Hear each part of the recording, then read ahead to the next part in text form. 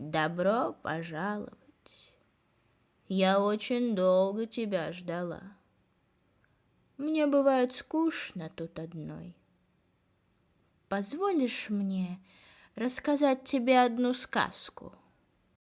Жили-были старик да старуха.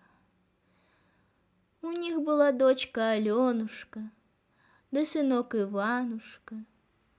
Знаешь эту сказку? Тогда я расскажу, что было потом. Долго ли, коротко ли, ехали они до лесу, никто уж и не знает. А как приехали, так сразу и за работу взялись. Одна Аленушка никак дрему одолеть не могла. Но вот проснулась девушка, потянулась, да и опешила немного.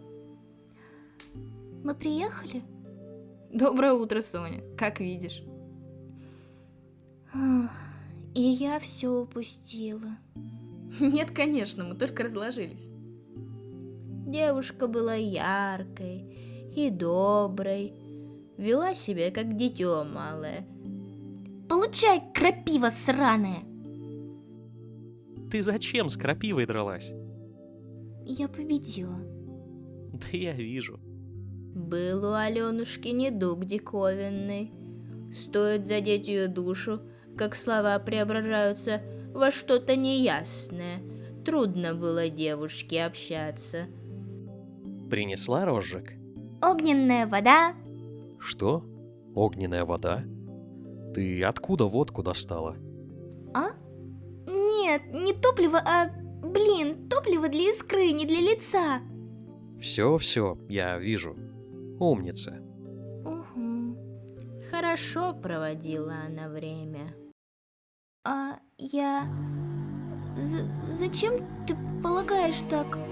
Нет, я бы сроду не отличилась так. Братец! Ее дорогого и любимого братца украли огромные и ужасные чудища. Не то гуси, не то лебеди, не то змеи, не то летучие мыши. Стоило девушке погнаться, как одно из существ заградило путь. Не терпела Алена такого, всей своей злобой накинулась она на птицу. Умереть уже была готова. А ну прочь, отпустите! Но тебе и дела-то нет. Эти 4 храбрых подростков пойдут в лес, чтобы спасти брата Алены. Одна потерянная девочка пойдет в лес, чтобы спасти саму себя.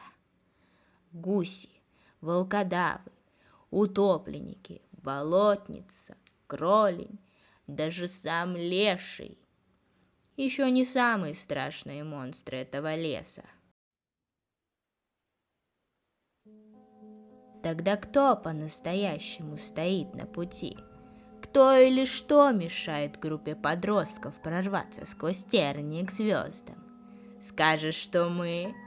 Как бы не так. Эти чудища давно уже находятся с ними, а лес лишь та сила, что обнажает самые темные уголки души. Печаль, пронзающая сердце боль, отрешение от самой человечности. Лес видит всех и каждого. Такие разные, но такие одинаковые. Все чего-то лишились, все от чего-то сломались. Но ведь каждая жизнь наполнена лишениями, верно? Но не каждый лишается самой сути своей жизни, не каждый лишается самого себя. Алена, милая, добрая и хорошая девочка, с самой искренней улыбкой, с самой пылающей яростью, с самой глубокой печалью, с самой тяжелой судьбой из всех 4.